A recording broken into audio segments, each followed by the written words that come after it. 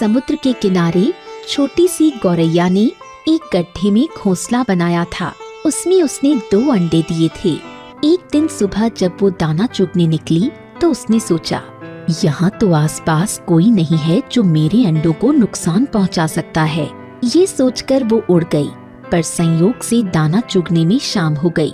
जब वो वापस आई तो उसने देखा कि अंडे अपनी जगह नहीं हैं। वो बहुत दुखी हो गई। उसने चारों ओर नजरें घुमाकर देखा, पर कोई भी नहीं दिखाई दिया। तभी किसी की हंसी की आवाज उसके कानों में पड़ी। उसने सोचा, जरूर ये समुद्र देव हैं। इन्होंने ही मेरे अंडे चुराए हैं और अब मेरी दशा का आनंद ले रहे हैं। उसने समुद्र देव से पूछा, मेरे अंडे कहाँ हैं? समुद्र देव बोले, मैंने अंडे नहीं चुराए हैं। मुझे भला अंडों से क्या लेना? तुम अपने आप ढूंढ लो, मुझे तंग मत करो। उनकी बातों से गौरैया को क्रोध आ गया। उसने तीखे स्वर में कहा, तुम ममता की ताकत को नहीं जानते हो। तुमने मेरे अंडे नहीं दिए तो मैं तुम्हारा सारा पानी सुखा दूंगी।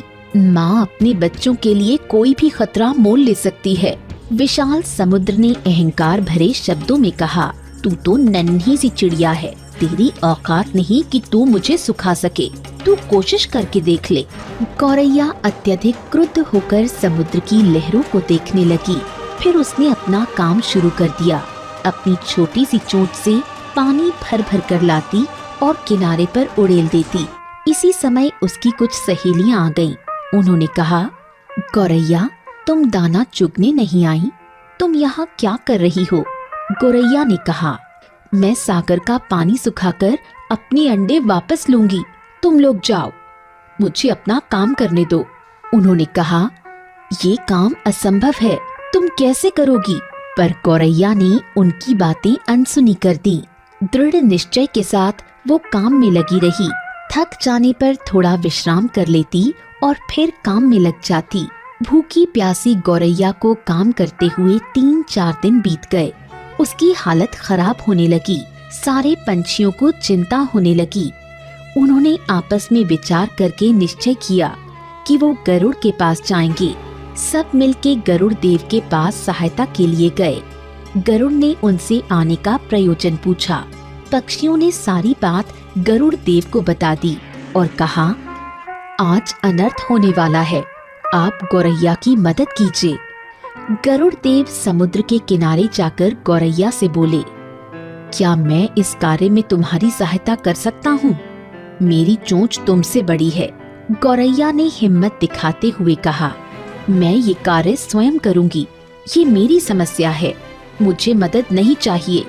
गरुड़ देव ने सोचा, ये गौरैया हठी है, वो किसी की बात नहीं सुनेगी। वो अपने अंडों की खातिर कुछ भी करने को तैयार है।